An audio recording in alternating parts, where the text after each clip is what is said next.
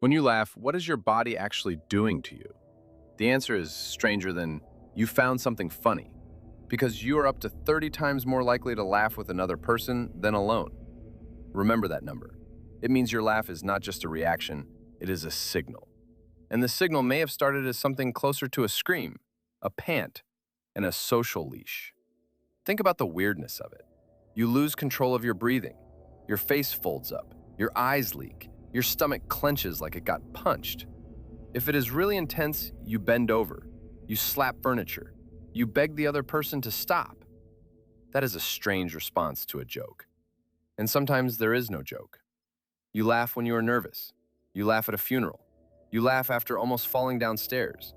You laugh when someone tickles you, even if you hate it. So here's the trap. The obvious answer is humor.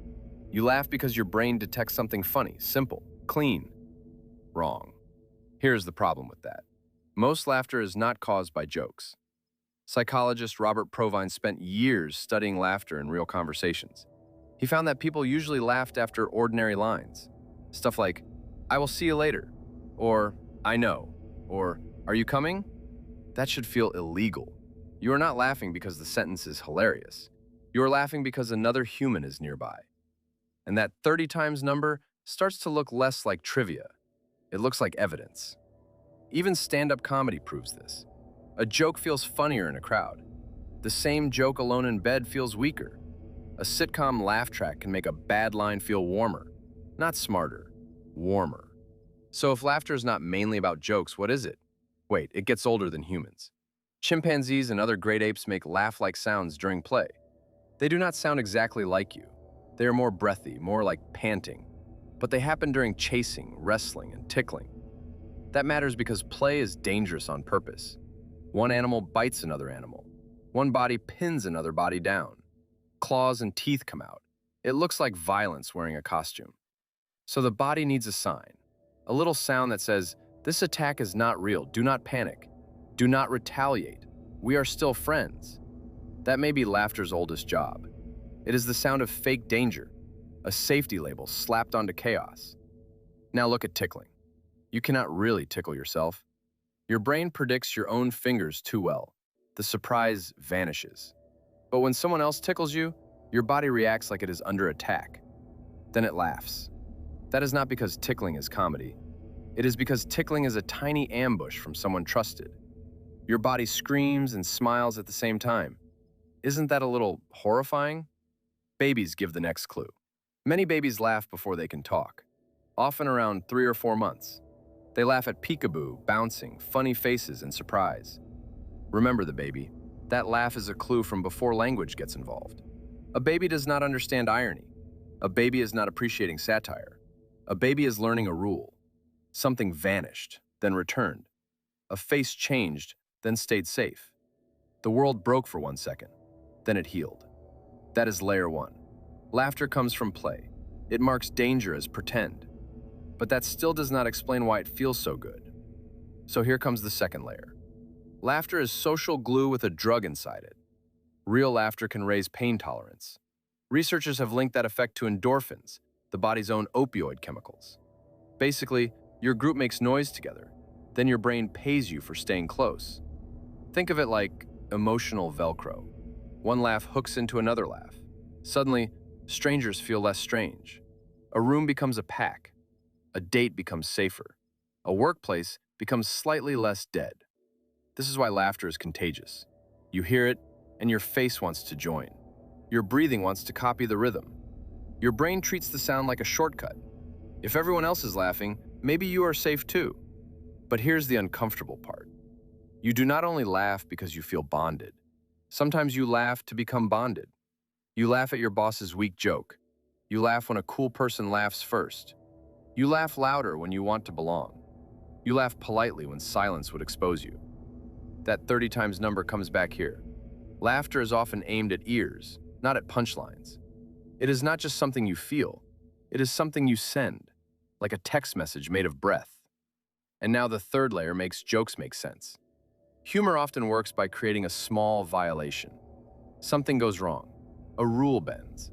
A pattern breaks. Then your brain decides it is harmless. A man slips on a banana peel. If he cracks his skull, nobody laughs. If he pops back up embarrassed, people laugh. The same event changes category. Threat becomes safe. Pain becomes pretend. Chaos becomes a toy.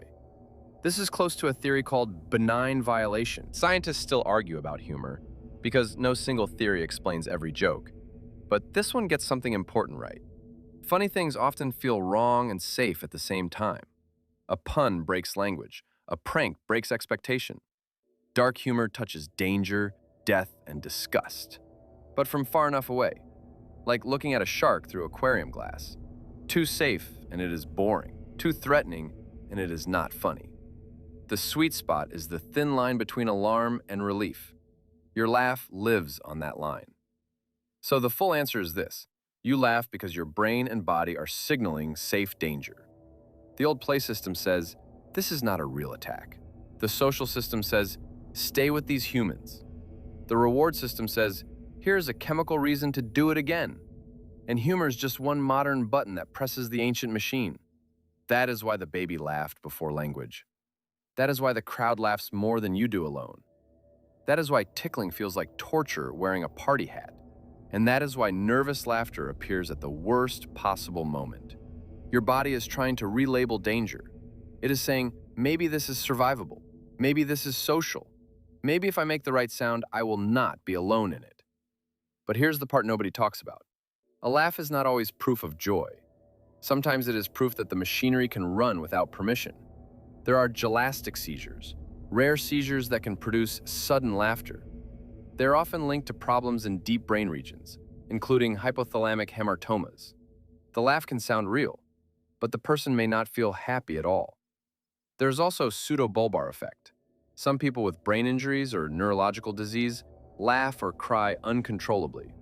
The emotion and the sound can split apart, like a doorbell ringing in an empty house. That should change how you hear laughter. It is not a pure window into the soul.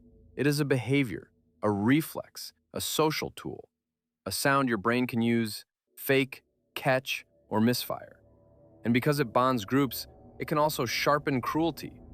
A group laughing together feels united, but the person outside the laugh feels smaller.